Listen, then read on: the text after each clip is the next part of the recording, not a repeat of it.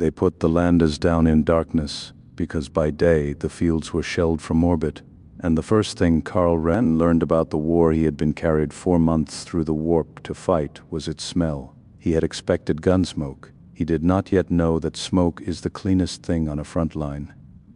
It smelled of promethium and of the burnt air tang that Las Fire leaves behind it, of standing water, of unwashed men, and under all of it of something faintly sweet that had no name and caught at the back of the throat. That is the smell of 40,000 people who have been living in the ground for 2 years. They were formed up in the mud and counted. They had been counted 6 times since the muster on Vosk, and every time Wren understood at last, it had been done not to learn who they were, but to learn how many. The 44th Vosk, a replacement regiment, 2,200 souls, and Wren was one of them, and the monitorum ident stamped on his tags was longer than his name and mattered a great deal more. "Keep your line, don't gulp," said the sergeant walking down the column. "And don't drink out of the shell holes, whatever anyone tells you." His name was Bram. Wren learned that later.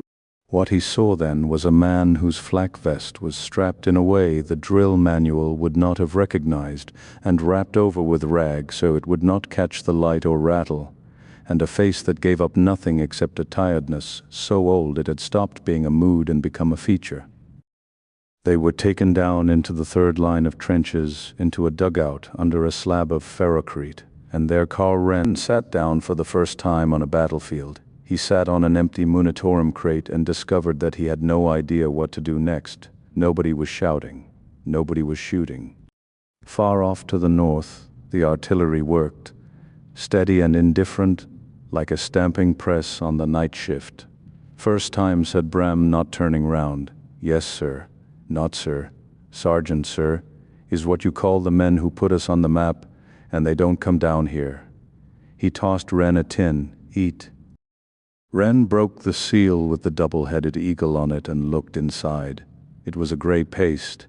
He turned it with the spoon and it closed slowly back over itself. "What is it?" "That is a very good question, lad, and I'm going to answer it honestly, because honest is a thing nobody else down here is going to be with you." Bram sat down across from him. "Standard Imperial ration. On the Munitorum manifest it goes down as nutritional starch." "Starch," he repeated, and looked at Wren so that Wren would understand the word had not been chosen by him. "It's cooked up in the reclamation plants. Algae goes in, grox goes in, anything that will grind goes in, and what's left of us goes in." Wren stopped chewing. "Don't spit it out," Bram said. "Level. You spit that out, and tomorrow you carry full kit 6 kilometers up a communication trench, and you sit down at the 4th, and nobody comes back for you. That's your first lesson, and it isn't about food. The Imperium wastes nothing. Not promethium, not a power cell, not a man. You are holding the proof in your hand that when you're finished, you'll still be in the line."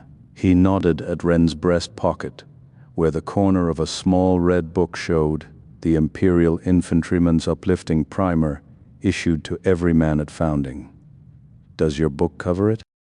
"It says the ration is blessed and contains all that is needful to a faithful servant of the Emperor," said Wren. "And that's the plain truth, every word of it." Bram almost smiled and did not quite. "You'll find they hardly ever lie to you out here, lad. They just don't finish their sentences, and you finish them yourself. And then it's your fault and not the Munitorum's eat." Wren ate it to the bottom of the tin. He felt neither disgust nor horror, and a long time afterwards he understood that the war had begun remaking him in exactly that minute, not under fire and not in the assault, but on an empty crate with a spoon in his hand. "Now listen to me, Wren. You and I have got one night. At first light, the 3rd and 4th battalions go over the parapet, and we follow to consolidate, and after that, you'll either be a soldier or you'll be starch. I'm going to put into you in one night what took 11 years to put into me. Most of the men who taught me have long since gone into the tins, so don't interrupt. That was how the night began. Afterwards, in a life that turned out to be a great deal longer than anyone that night would have wagered on. Karl Wren could recall almost nothing of the 4 months in the warp, and very little of Vosk, and every hour of that one night in the dugout under the ferrocrit, with the lumen swinging on its cable, and the press working away in the north. "Your book," said Bram. "Take it out." Wren took it out. It was small and red and stamped with the aquila, and he had read it perhaps 30 times on the transport, because there had been nothing else to read. "Good. Now, I'm not going to tell you it's a pack of lies, because that's heresy, and because it isn't true. Read me the bit about the enemy." Wren found it easily. He knew where everything was in it. "The enemy of man is weak in body and in soul, and flees before the mastless of the faithful." "There you are," said Bram. "Word for word correct. And it has killed more of our lads than any traitor gun on this planet. Because you read that and you build a picture, and your picture is a thin, frightened man in rags who runs when you shoot at him. And then on your first morning you come over the top, and what's coming the other way is a thing 8 foot high in old red ceramite that takes 9 hits from your squad and keeps walking, and your picture breaks. And when a man's picture breaks, he stops. And a man who stops on open ground is a man who is finished." He tapped the book with 2 fingers. "So I'm going to give you the picture that goes with it. The enemy is strong. Some of the enemy cannot be killed by you personally at all, not with what you're carrying, not if you emptied every cell you own into it. Your job is not to kill everything you see. Your job is to be where you were told to be. Shooting where you were told to shoot, until something with more armor than you comes along and does the killing. The guard doesn't win by being better. There isn't a foe out here we're better than. We win because there's more of us than there is of them, and because we're still standing there in the morning." "That's in the book too," said Wren. "Faith and numbers. It is. And it's true. It just isn't comforting once you know what it means." Bram leaned back against the ferrocrete. "Put it away and keep it. It'll stop a bad splinter if it's over your heart, and it's the only paper down here nobody will take off you." He took Wren's gun off him then, without asking, and turned it over in the lumen light, and looked down the length of it the way a farmer looks at a beast at market. "Factory fresh," he said. "Never fired outside a range. Where's your cell?" "In the pouch, Sergeant." "Wrong. It goes inside your flak, against your body. Cold is what kills a cell, and this world is cold at night. A cold cell gives you a soft shot, and a soft shot on a target at 80 meters is a man who gets to shoot back." He handed it over. "Second thing, if you're ever out and dry and there's no resupply, you can put a cell in the embers of a fire, and it will take a partial charge. It's a poor charge and it will burn the cell out in time, but it's the difference between having a weapon and having a stick." Wren stared at him. "You can charge it on a fire. You can charge it on a fire, on a heat exchanger, off a burning tank, if you're desperate and stupid, and I've seen a man do it off the sun on a desert world with a mirror and a great deal of patience. That's the whole point of this weapon. Lad, everyone out here spends their first year sick with envy.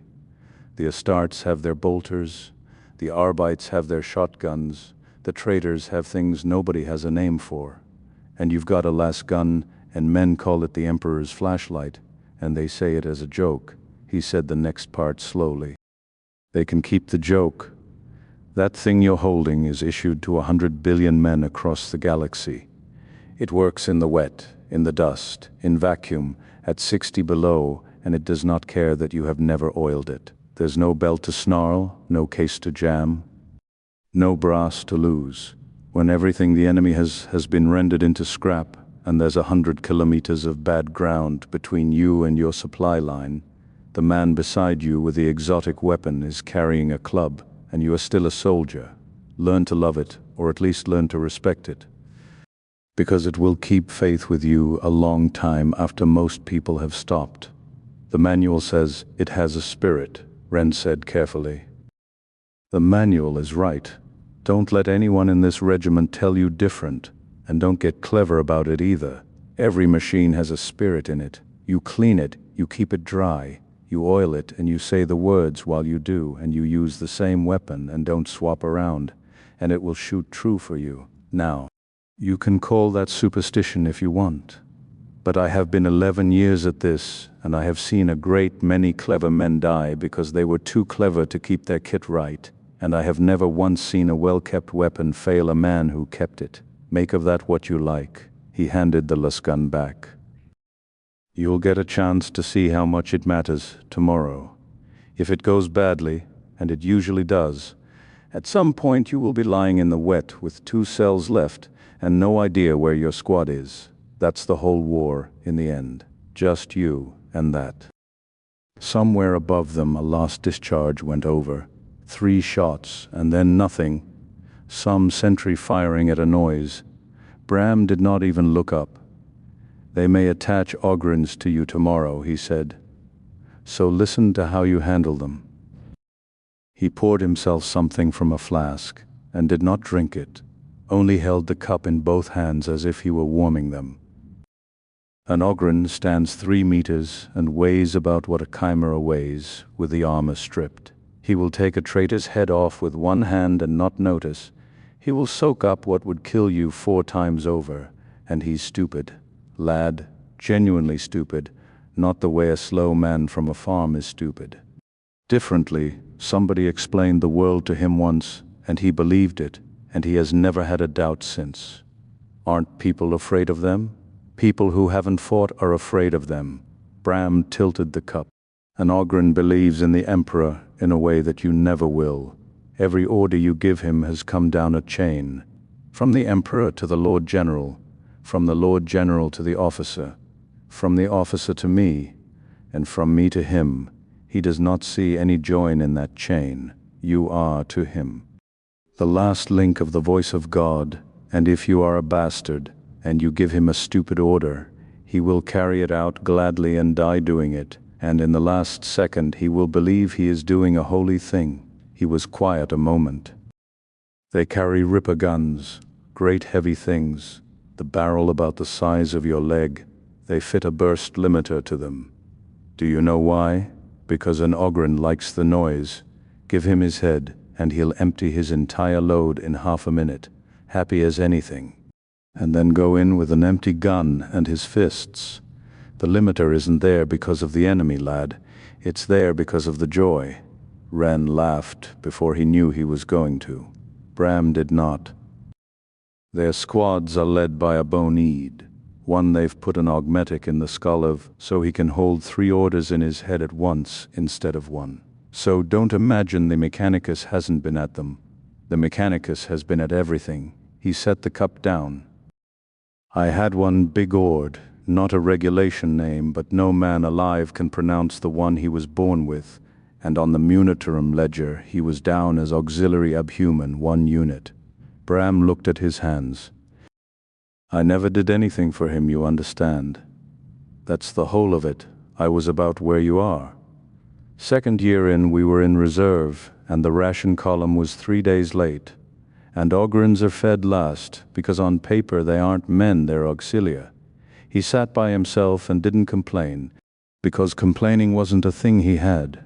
And I gave him my tin, not out of kindness. I was still sick from the warp transit, and I wasn't going to eat it. And he ate it, and then he looked at me. That was all. From that day he was mine, followed me like a shadow. I slept. He sat next to where I slept. I stood a watch. He stood 20 paces off so as not to crowd me, because somebody had told him once not to crowd people. It embarrassed me at first. That great thing trailing me about. Then I understood. That's how they are made. Somebody treats them like a man one time and that's it. You're theirs for good. What happened to him? What happens to everyone? Said Bram. We got pinned in the ruins of a Prometheum station. 9 of us and him. We had to cross an open yard 40 meters, and the yard was covered by 2 towers with heavy stubbers in them, and I said, Ord, cover us. Just that. 2 words, lad. I meant put some fire up while we run. He was silent so long that Ren thought the story had ended. He walked out into the middle of the yard and stood up, his back to the towers and his face to us, and he put his arms out. He'd taken cover us to mean with himself. He took everything literally, always, and he stood there while we crossed. 9 men went over that yard behind his back, and he never moved once. Because he had been told to stand and cover, and when the last of us was across, he was still on his feet. Bram picked up the cup and finally drank. That's your Ogren Wren. He isn't a coward, and he isn't a hero. He does exactly what you said, and he dies of how you chose your words. He looked up. So choose your words. Wren did not know what to say, and said the wrong thing because he was young. Did you get in trouble for it? Trouble? Bram turned the word over as though it were a piece of foreign coin. I filed a form. That's what you do. There's a form for the loss of auxiliary materiel, and Ogrens are auxiliary materiel, and it wants a serial and a cause. I put down killed in action. The clerk sent it back because auxiliary materiel is expended, not killed, and would I please resubmit. He set the cup down very precisely on the crate, so I resubmitted. Nobody said anything for a while after that. Up the trench somebody was praying. The sing-song rattle of a man going through a rosary of the Emperor's mercy at speed, the way you do when you're trying to finish before you lose your nerve. Now, said Bram in a different voice, rattlings, are they real? Everything's real, lad. That's the first thing to get straight. Yes, they're real. Albumen's about so high. He held a hand at the height of his own chest. Sanctioned the same as Ogrens, which means the ecclesiarchy has looked them over and decided they can stay. They'll rob you blind. That is not a slander, it's a fact of service, and it isn't personal. If you leave your kit unattended near a rattling billet, you will come back to find your spare cells gone. Your rations gone, and quite often your boots gone, and the little swine will be sitting there smiling at you, and they let them serve. They let them serve because they can shoot the eye out of a heretic at 900 meters in a crosswind, and you can't, and neither can I. Bram shrugged. That's the God for you. Nobody cares what you are if you're useful. There was a rattling called Dob with us in the 11th, and the officers hated him because he was insolent and because things went missing near him. Then we spent 9 days pinned in a wrecked hab-block. And there was a traitor marksman working the street who had accounted for 11 of ours. Dob lay under a piece of corrugate for 2 days without moving. He soiled himself rather than move, because moving is what marksmen are looking for. On the 3rd morning, he shot the man through a firing slit the width of your hand, and after that they left him alone. After that the captain gave him his own spare cells and pretended not to notice when his Amazek went missing. That's what respect looks like in this army. It doesn't look like a medal. It looks like nobody counting your ration too closely. The lumen swung. Somewhere out in the dark, a heavy shell went over so high that it made no sound at all until well after it had passed. Then there's the ones you'll want to keep away from, said Bram. And I'm going to tell you about them properly, because the wrong thing to do is what the young lads always do, which is snigger and make signs. Psychers, said Wren, and he found his voice had dropped without his meaning it to. Sanctioned psychers, attached 1 or 2 to a regiment. Ours is called Alva. Bram's face did not change, but something in the set of his shoulders did. Now, you were brought up on a hive world, so you were brought up to spit at the word. Fair enough. Untrained, they are the single worst thing that can happen to a city. Every horror story your mother told you is true, and worse ones are true that she never heard. Then why do we have one? Because the same thing that makes them a danger makes them useful, and the Imperium has never once in 10,000 years thrown away something useful on account of it being dangerous. He turned the cup slowly on the crate. They're taken off their home world as soon as they're found. Black ships take them. What happens on those ships nobody talks about, and the ones that come out of it, the other end, have been through something that they will not discuss with you, not if you served with them 9 years, and I have. And then they get sent to us. They get sent to a regiment, And here's the part that tells you everything about how the Imperium arranges its affairs. They are never sent to a regiment raised from their own world, never. So the psycho who stands next to you in the line has been taken from his people, made into something else, and then posted to a unit of strangers who cross their fingers when he walks by. They're the loneliest men in this army, every one of them. Ren said nothing. Alva warned us at Soothen, said Bram. 6 hours before it happened, he came into the command dugout and he was bleeding out of the nose, and he said, "They're coming under the left, under, not around, under." Nobody laughed at him. That's the thing about a psyker. Nobody laughs and nobody thanks him. The major moved 2 companies and put demolition on the tunnel mouths, and when the traitors came up through the mine workings at Second Bell, they came up into prepared fire, and we killed near 2,000 of them in the dark. That is a battle we won because of him, and it does not say so anywhere. It says the enemy's subterranean assault was anticipated. Anticipated. Where is he now? Down the line in the section with the flag on it, and you keep away from him and don't stare. Not because he'll do anything to you, because he has been stared at his whole life, and he's tired. Bram picked at a seam on the crate. They burn out, lad. Everyone, sooner or later. What they do costs them, and what it costs comes out of somewhere. Alva was a big man when I first served with him. He's thin as wire now, and his hands shake, and there's a gray in his eyes, and the day it goes wrong for him, if it goes wrong. The commissar will do what commissars are for, and Alva knows that better than anybody, and he stands his post anyway. Every day, said Ren, every day there isn't a man in this regiment with more courage, and there isn't a man in this regiment with fewer friends. Bram shrugged. So when you see him, nod. Don't cross yourself. Don't spit, just nod like he was anyone. It costs you nothing. It'll be the second best thing that happened to him this year. You said the commissar would shoot him, said Ren after a while. Would he? Yes. Even after 9 years.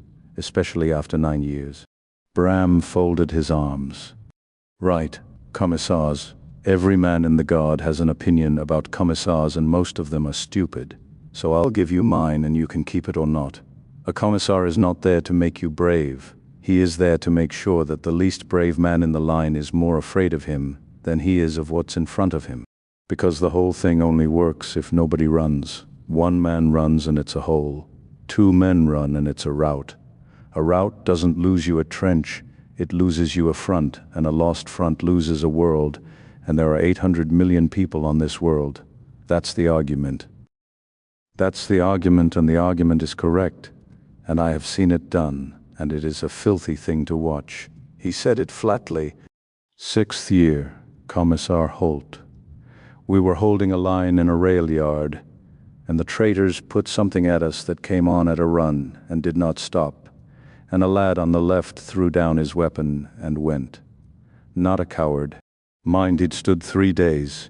Everybody breaks eventually, and he broke that morning. Holt shot him in the back of the head at 11 paces in front of the whole company, and the line held. Ren had nothing to say to it, and the line held, said Bram again. That's the part you have to carry, lad, because it did. If Holt hadn't done it, more than one would have gone, and I'd not be here telling you about it. So it worked. It was also murder. Both those things are true at once, and you'll want to make them into one thing, and they won't go. Do you hate him? He's dead, said Bram, 2 months later, a push on a bridgehead that went wrong from the first minute, and Holt was the first man over the parapet, out in front of the whole line with his sword up and his cap on, which is a thing designed to get you shot. And he knew it. He got about 30 paces. That's the other half of the job, and they do not skip it.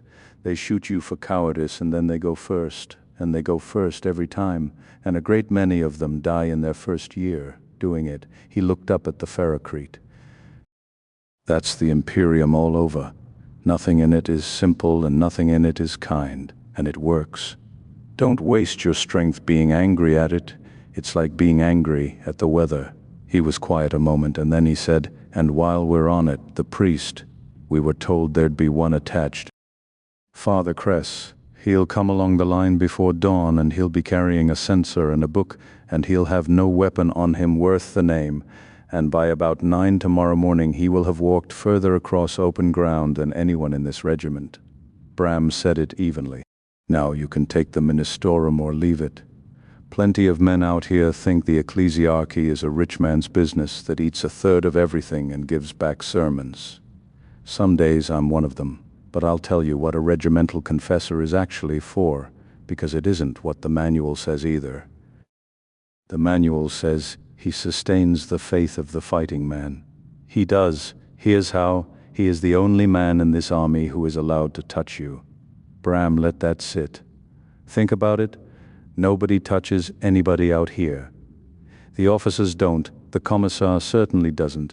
And you and your mates will thump each other on the shoulder, and that's your lot. And then there's a man whose actual job is to come and kneel down in the mud next to a lad who is coming apart and put a hand on his head and say words over him. That's all it is. It's a hand on your head from someone who isn't going to write it in a report. And the last writes, and the last writes, and that's the part that matters more than any of the rest." He turned the empty cup over. "There's men out here who'll tell you they don't believe a word of it. I've heard them say it in the evening, loud over a drink, and I have knelt beside a good many of those same men at the end of it, and not one in 11 years has ever waved the priest away. When it's actually happening, a man wants to hear that it counted. Whether it's true or not doesn't come into it by then. He wants somebody to say the words out loud so that he isn't just stopping. Does Cress believe it? I've never asked him, and I never will," said Bram. "That's between him and his book. What I know is that at Suthen, he went out 4 times into a fire lane that a medici team had already refused twice, and came back 3 of the 4 with somebody over his shoulder. And on the 4th trip he stayed out there because a lad was still talking, and he wasn't going to leave him doing it alone. They found the 2 of them the next morning, so you can have whatever opinion you like about the ecclesiarchy's accounts." Wren was quiet a long moment. Then, because he was young and because the dugout was warm and the artillery was far away, he asked the question that every recruit asks. "Sergeant, where have you served?" Bram was silent for a while. "Am I meant to be flattered, or are you fishing for how long a man lasts?" "Both, Sergeant. Honest." "All right." Bram settled back. "You want to know what's out there? Fine. I'll tell you about who I've stood next to, because that's the useful version. There's 400,000 regiments in the Guard, and no 2 of them alike. And by tomorrow night you'll have seen 3, and you'll want to know what you're looking at." He counted them off on his fingers without hurry. "The Krieg, you'll see them here. They've got the eastern approaches. Death Corps, you'll know them at once because they're the ones in the masks. Why the masks? They never take them off. Not to eat, not to sleep, not to die. Their world went bad a long time ago. And the loyal part of it fought a civil war for 500 years and finished it by cracking their own atmosphere with atomics rather than surrender it.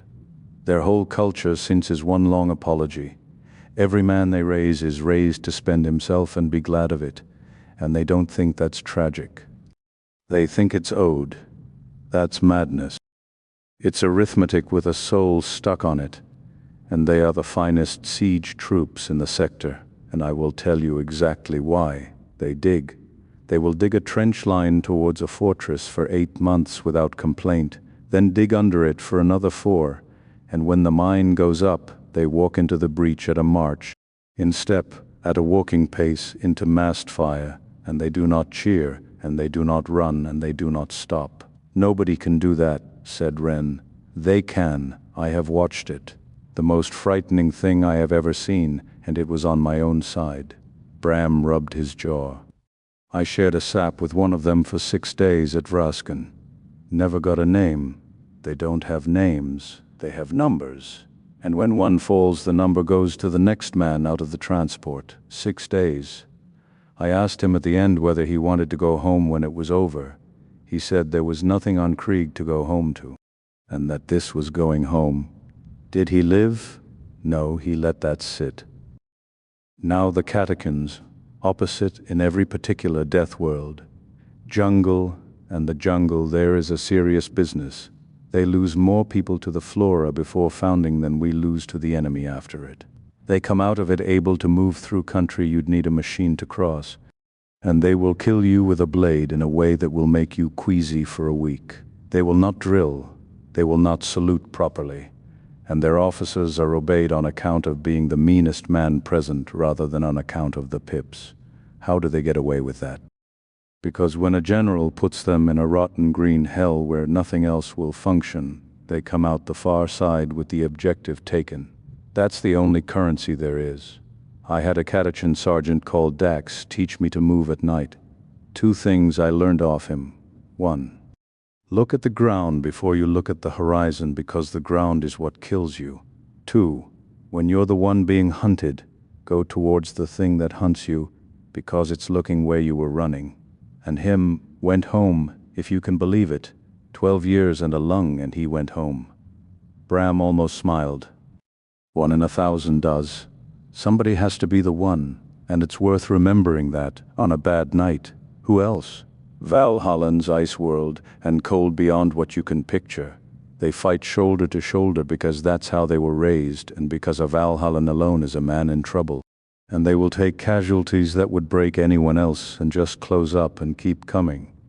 I've seen a Valhallan company lose half its strength taking a gun position, and the survivors were, I want to be careful how I say this, they were not shaken. They dressed the line and asked for the next order. Their trick is that they don't count themselves as individuals. It costs them something, but you want them on your flank. He held up another finger. The Attilans' cavalry. Horses, said Wren. Against tanks. Against tanks. I know how it sounds. I thought it was a joke the first time, and then I watched them do it. Bram shook his head slowly. Their lances are one-shot demolition charges. They come at a gallop in a wave, and they get among the guns, and every lance that goes home kills a vehicle, and the price of it is that a great many of them do not come back out, and they know that when they mount up, and they go anyway singing. I have never in my life seen anything so stupid and so magnificent at once. That's the Guard, lad. The whole of it is stupid and magnificent. And the Tanith, he said after a moment.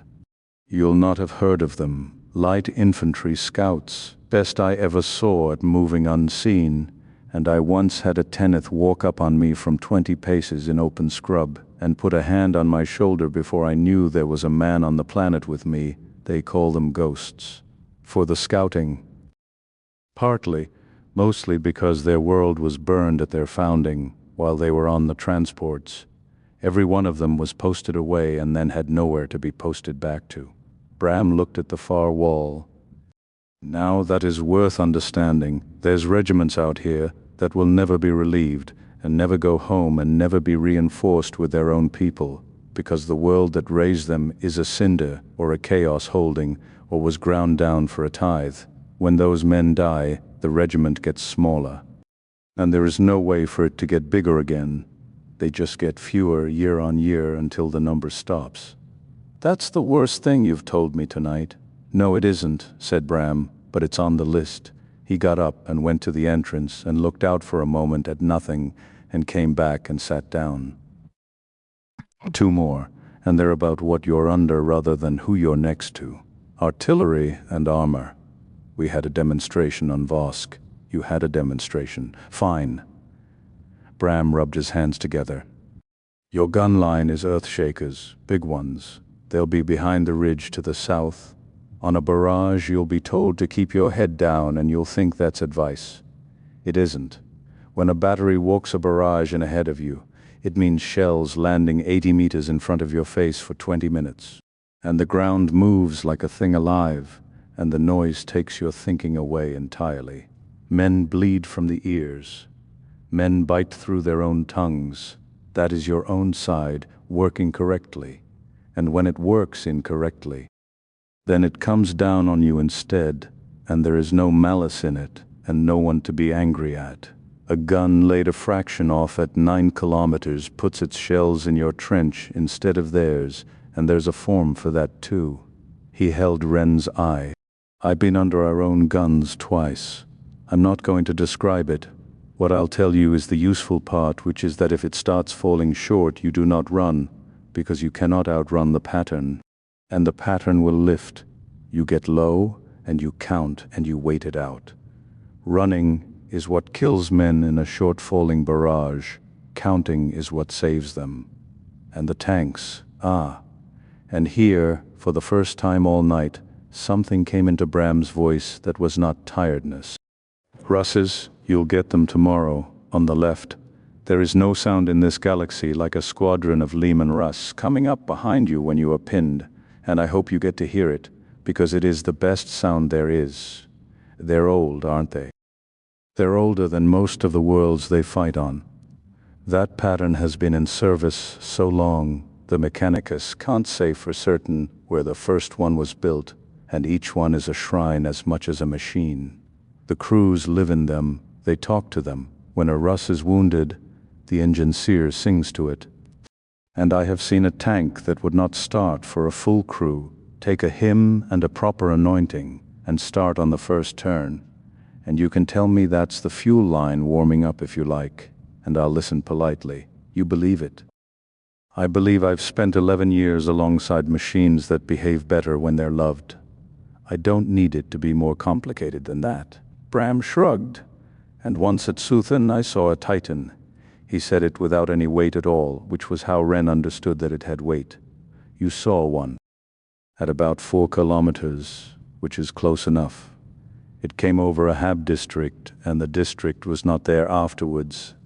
And it was not shooting at the district, it was walking through it. And this is the thing I want you to have, Ren. Because it took me a long time to make my peace with it. Everybody in this army wants to be part of the big thing. You'll want it too. You'll look at the Astartes and the God machines, and you'll feel like a rat in a ditch. I already do. Good. That's honest. So hear me. The Titan cannot hold a trench. It cannot occupy a Hab block or search a tunnel or stand a checkpoint or take the surrender of 9,000 frightened people. Or be the reason a farmer on some world you'll never see gets his crop in next spring.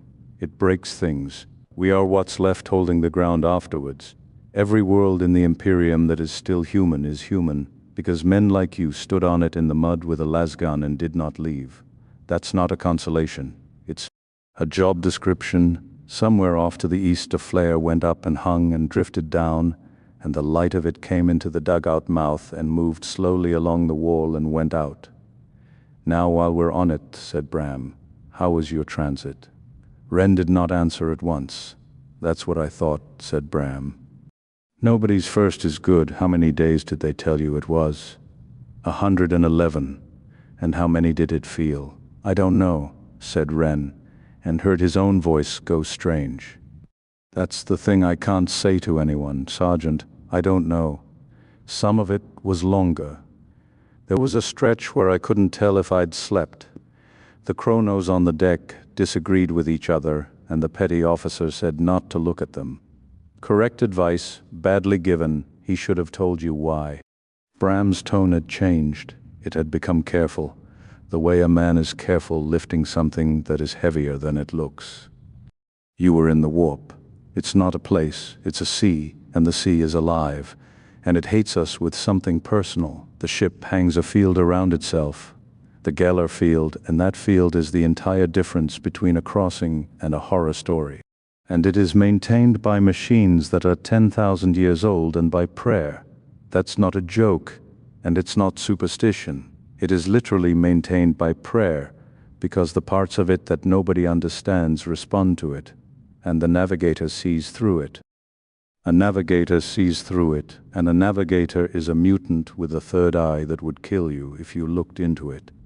And the Imperium that burns a man for a sixth finger keeps those families in palaces, because without them there's no Imperium at all.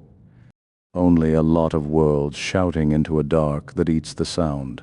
So the next time somebody tells you the Imperium's rules are consistent, remember that.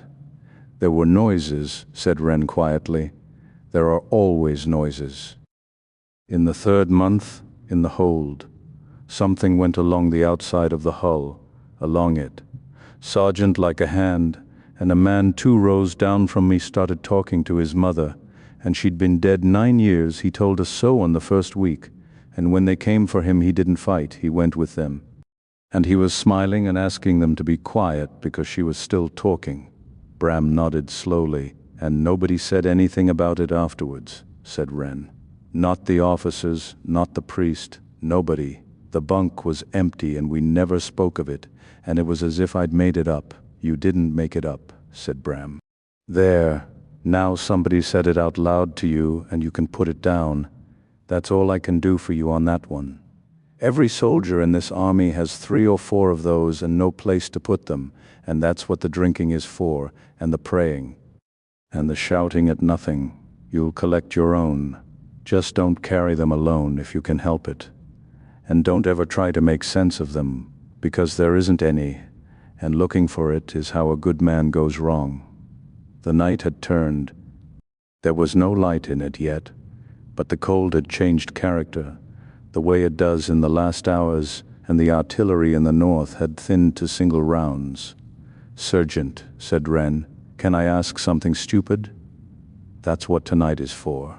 How many are we not the regiment? All of it. Bram laughed, once, without any humor in it. Nobody knows. That's not me being clever, lad. That's the answer. The Departamento Munitorum has more clerks than this planet has people, and it cannot tell you how many men are under arms in the Astra Militarum this morning. Because the number changes faster than the information travels, there are regiments listed as active whose worlds fell out of contact 800 years ago. There are worlds paying a tithe of men to a war that ended before their great-grandfathers were born, and the men still go, every year, on schedule. And nobody has told them to stop, because the order to stop would have to come from a department that no longer exists. That can't be true. It's true 100 times over. There's a scale at which a thing stops being an organization and becomes weather. Bram spread his hands. And here's the useful piece of it, which is also the hard piece. You will not be told what this is for. You will not be told what that hill is called, or why we want it, or what happened after we took it. You will fight over 400 meters of mud for a year, and never learn the name of the man who chose it. And one day, years from now, if you're unlucky enough to live, you'll be in a rear area, and you'll see a campaign map, and you'll find this whole front on it. And it'll be a smudge the size of your thumbnail with an arrow through it. How do you stand that? Badly, for the first few years. Bram looked at him. Then you stop asking the big question and you ask the small one. Not what is this war for? What is this hour for? Keep your section fed. Keep their cells warm and dry. Get them onto the objective by the shortest route that isn't covered. Bring back the ones you can. The big question is not yours, and it never was. And men who chew on it out here go peculiar, and I've seen it.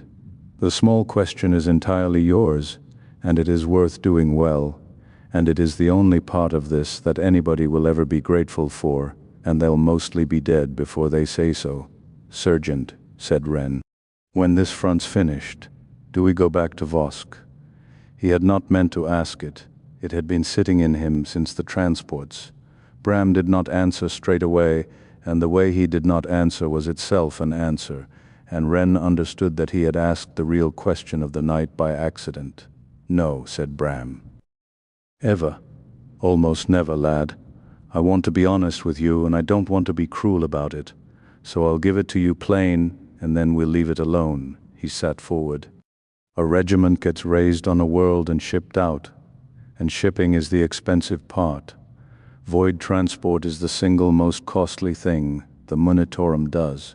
So once you've been moved, you don't get moved back. It doesn't make sense on the ledger. A regiment that survives a campaign gets fed into the next campaign in the same segmentum, and then the next one, and so on. And the Vosk, you remember, is 150 years away by the calendar the ships keep. 150, said Wren. Warp transit doesn't run at the same speed as a man's life. You know that already, you just haven't done the sum. Everyone you left behind on Vosk is old or gone, and the hive you were raised in has had 3 new tithe foundings since we shipped. And if you walked into it tomorrow, the only thing that would recognize your name is a ledger in a Munitorum vault. Ren found he had nothing to say at all. Now the other half of it, and this part's better than you'd think, said Bram. The guard does look after the ones who last in its own fashion. A man who survives his term, and there are such men, is usually settled. They give him land on a world the regiment took, not on his own world. On the one he fought for, he gets a plot and a stipend, and quite often a woman in the same situation, and a license to keep a weapon. And the idea of it is that you become the loyal population of the place you just conquered. There are whole worlds out there where every farmer for 1,000 kilometers is a guard veteran or descended from one. They're the steadiest planets in the Imperium. As it happens, nobody rebels on a world where every second household has a man in it who has done a siege. So home is wherever they stop you.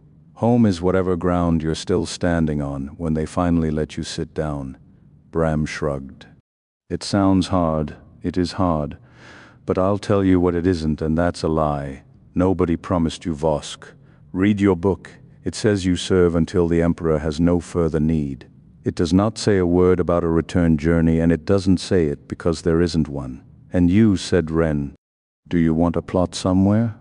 Bram considered that longer than Ren expected. I used to say I'd take a dry world with no mud in it, he said.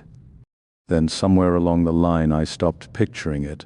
That's a bad sign in a man, and I know it.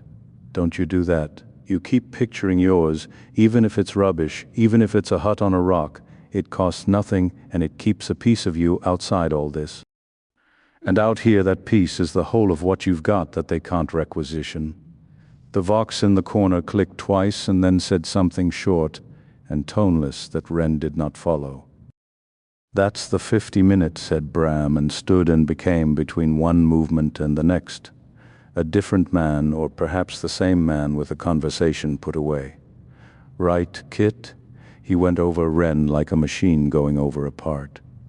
He took the cell out of the pouch and put it inside the flak against Ren's chest, and made him do it again himself. He turned the entrenching tool on the pack, so the edge sat outward. He made him drink a full canteen there, and then, all of it standing. Water's the thing nobody believes until it's too late, he said. You'll sweat 2 liters before the sun's properly up, and you won't notice because you'll be terrified. A dry man is slow. Drink now. He tied off the loose strap on Ren's webbing where it would have flapped and snagged.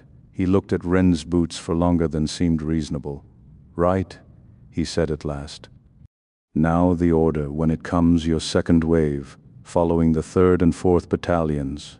That means the ground will be already fought over, and it will be full of things you have not seen before. And this is the last piece and the most important, so look at me. Ren looked at him.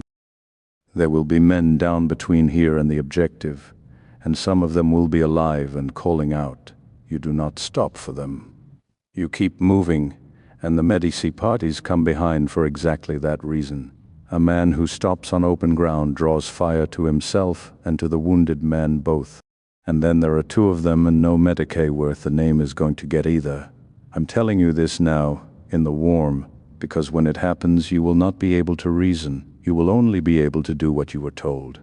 So I'm telling you what to do. Yes, Sergeant, say it back. Don't stop for the wounded. Medici come behind. Again, don't stop. Keep moving. Good. Bram picked up his own weapon and slung it. Now the Emperor protects, and I want you to understand what that means. Because you'll hear it 100 times today, and half the men saying it will be sneering. It doesn't mean nothing will hit you. Look around this hole and you'll see it means no such thing. It means that what you are doing has a point, that there's a shape to it and someone's holding the shape. And if you fall down here in the mud, on a world you can't spell, you fall inside something and not into nothing. That's all it is. That's all it ever was. And most days it's enough. Do you believe it? Bram considered that with what appeared to be real attention. I've believed it in different amounts in different years, he said. This morning, yes. Ask me tonight. They stood to at the 50.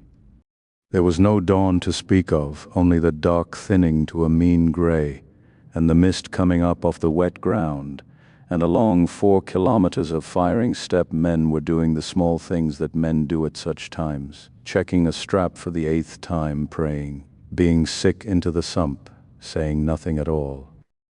Ren watched the man on his left kiss a bent coin and push it down inside his glove, and the man beyond him touch the parapet twice with 2 fingers before he set his weapon on it. And further along somebody was going down the line, letting each man in turn put a hand on the regimental standard as it went past. The heavy old cloth of it, black with rain and smoke, and stitched over with the names of 41 worlds. Bram put his hand on it without breaking off what he was saying. The way you touch a doorframe on your way out of a house. Every regiment's the same, he said, catching Ren's look. Everyone has its charms and its bits of nonsense, and the officers pretend not to see it, and the priests pretend it's piety. Do it if you want to. Nobody sane will laugh at you this morning. Does it work? It works the way the standard works, said Bram. It's a piece of cloth on a stick, and every man who carries it dies carrying it, and it costs us people to keep it upright in a fight for absolutely no tactical benefit at all. And I have seen a line that was going to break look up and see it still up, and not break. So you tell me what works. Ren found he was not thinking about heroism, or the Emperor, or Voss. He was thinking about whether his cell was properly seated, and whether he would be able to get his legs to work when the whistle went, and about the fact that the man beside him had spent 11 years learning things and had spent 1 night giving them away to a stranger, and about the fact that neither of them had once, in all of it, mentioned the possibility that Bram might not be there in the evening. The barrage started at 12 minutes, and it was worse than anything Bram had described, because Bram had described it as a soldier, and it arrived as a physical event. The ground under Ren's boots moved. Dirt came off the parapet in a steady rain. Something enormous went over and over and over, and the noise stopped being noise and became a pressure, and for a while Ren was not entirely present. Then the guns lifted, and it was very quiet, and the quiet was the worst part of the whole day. The whistle, when it came, was short and thin and stupid, nothing at all like what he had been imagining for 4 months in the warp. Just a whistle. And 2,000 men went up the ladders into the gray, because somewhere 300 kilometers away a man none of them had ever seen had put a mark on a chart. Ren remembered almost nothing of the first 100 meters. He remembered that it was loud, and that the air smelled of ozone and crackled when last fire went through it, and that a man to his right sat down suddenly with an expression of great surprise. He remembered that the ground was churned into something that grabbed at his boots, and that he could not tell friendly fire from enemy fire, and that he did not shoot at anything at all in the first minute because he could not see anything to shoot at. He remembered the ferrocrete emplacement opening up from the left, from a position that was not on any Munitorum schematic, and the leading wave ceasing in about 4 seconds to be a wave, down, shell hole. Bram had him by the webbing and threw him, and Ren went face first into frozen mud and was glad of it. They lay in the hole together. Bram put his head up for 1 second, 2, 3, and pulled it back. Emplacement 11 o'clock, about 90 meters, heavy stubber and something bigger. It's on us because we're the closest thing moving. He said it in exactly the voice he had used about the ration tin. When the second wave comes forward, it'll shift to them because they'll be a bigger target. Then we go right. There's a lip of a crater run about 30 meters that way, and it'll take us into dead ground, understood. We wait for the second wave. Yes, Sergeant, say it back. Wait for the second wave, then right 30 meters into the dead ground. Good lad. They waited. Ren found that the waiting was a thing that could be done because he had been told the shape of it, and a shape is something to hold.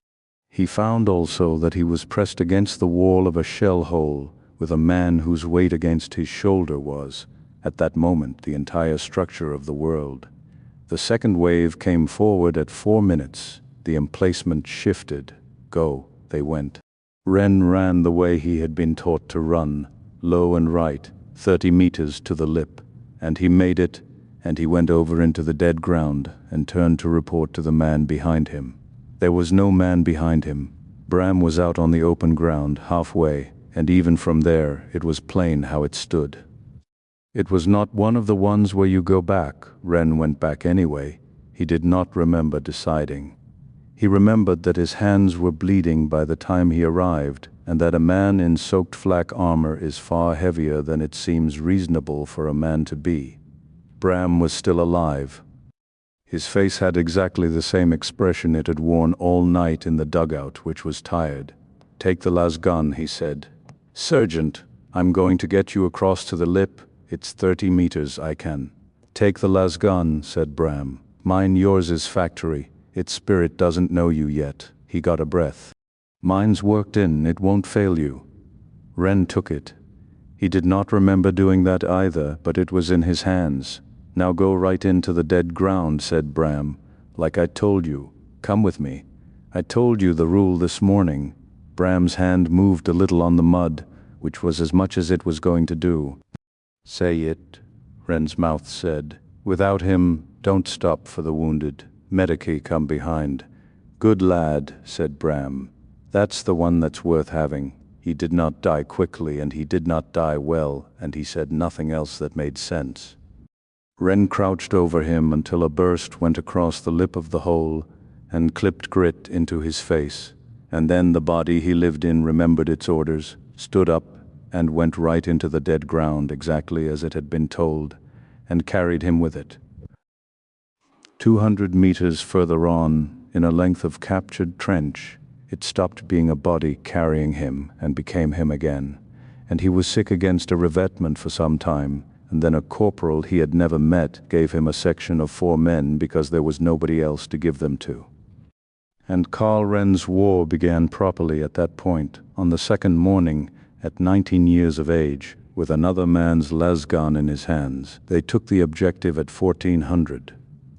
It was a stretch of ridge with a number, and holding it cost the 44th 611 men out of 2,200, which the Departamento Munitorum recorded accurately as advance of 400 meters, losses within projected parameters. Ren read that line 8 years later, in a rear area archive on a different world, while waiting to sign for a shipment of ration tins. He read it 3 times, then he signed for the tins. What happened in between is the ordinary history of a guardsman who does not die, which is to say it is mostly weather and boredom punctuated without warning by things that cannot be told properly afterwards. He was on Connaught for 2 more years. He learned that Bram had been right about the cells and the cold, and about the water, and about not looking at the horizon before you look at the ground. He learned some things Bram had not told him, such as what to do about trench foot, and what to say to a man whose section had been wiped out and who was talking too brightly, and he learned them the way everyone learns them, which is by getting them wrong first. He met the death corps in the eastern saps, and found that everything Bram had said about them was true, and that none of it had prepared him for the reality of watching a company advance at a walk into a fire lane, in step in silence, with their masks turned forward. He nodded at Alva the Psycho once, in a communication trench, and Alva stopped dead and looked at him for a full second before nodding back, and Ren understood then exactly what Bram had meant, and felt ashamed of how cheap it had been to do. He was shipped off Connaught without ever learning whether the front had moved, and spent 9 months in the warp, and lost 4 days, somewhere in the middle of it that he did not discuss with anyone until he was a sergeant himself, and had a frightened man in front of him who needed to hear that it happened to everybody. He fought in the tunnels under a shrine city, and did not speak about that afterwards at all. He was decorated twice, once for something he did not remember doing, and once for standing still, which he thought was funnier than the officer presenting it did. He was wounded 4 times, 3 of them stupidly. An Attilan cavalry squadron rode past his position on a dust world at dawn, going the other way singing, and he stood up in the trench to watch them go and understood at last what Bram had meant by stupid and magnificent, and did not see any of them come back. He was attached, once, to a Valhallan brigade, and stood on their flank for 11 days, and it was exactly as advertised. He kept the lasgun. That is the part that no ledger anywhere records.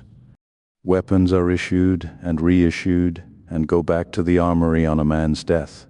And there are forms and inventories and a serial number for every one of the 100 billion of them, and Karl Wren kept that specific lasgun for 26 years by a combination of bribery, forgery, theft, and on 2 occasions outright lying to an officer of the Munitorum. He cleaned it every night that he was able. He oiled it and said the words while he did, and he never once let an armorer swap the stock even when the notch worn in it by another man's thumb had gone soft and shallow with handling. It never failed him. He was aware, in a distant way, that this proved nothing, that a well-kept weapon works and there is no mystery in it. He also knew that he had been saved by it in 3 separate places where a soft shot would have finished him, and that Bram had said the spirit in it was worked in, and Wren had long ago decided which of those 2 accounts he preferred to live inside.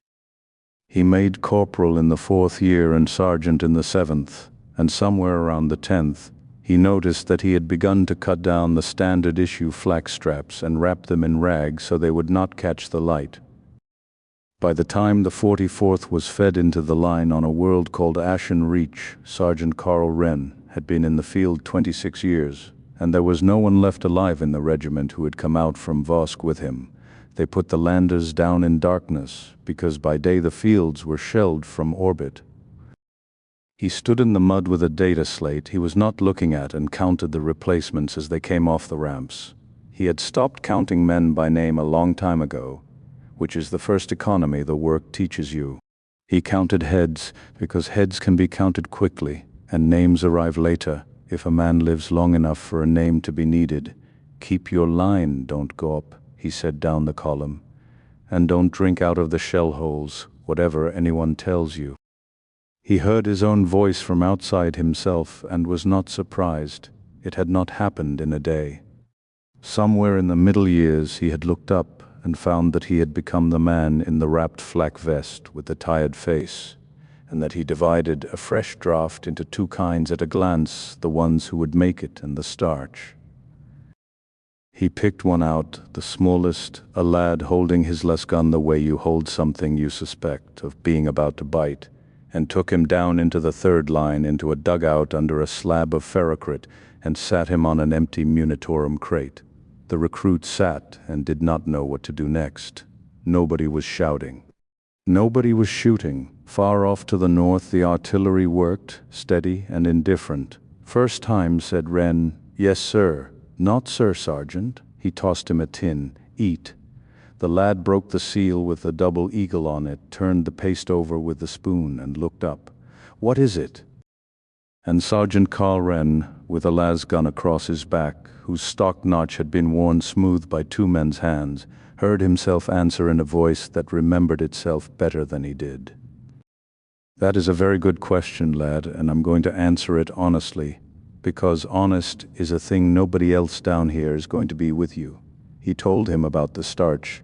Then, because it was a long way to first light, he told him to keep his cell inside his flak against his body, and that you could take a partial charge off a fire in extremity, and that the machine spirit remembers who looked after it.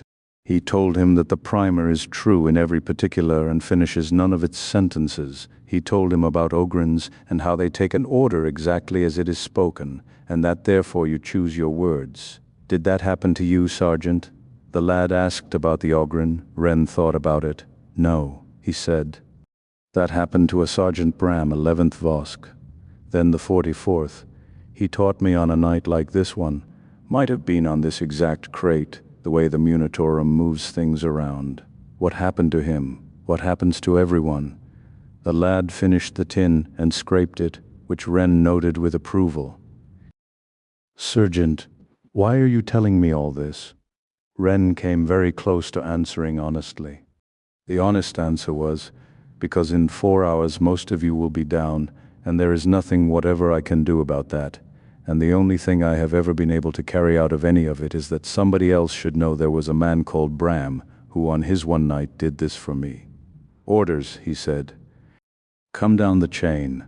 The lad nodded, seriously, the way you nod at an order. At first light the whistle went short and thin and stupid, and the regiment went up the ladders towards a ridge that had a number and no name, and none of them ever learned how it came out, because a guardsman is not meant to know.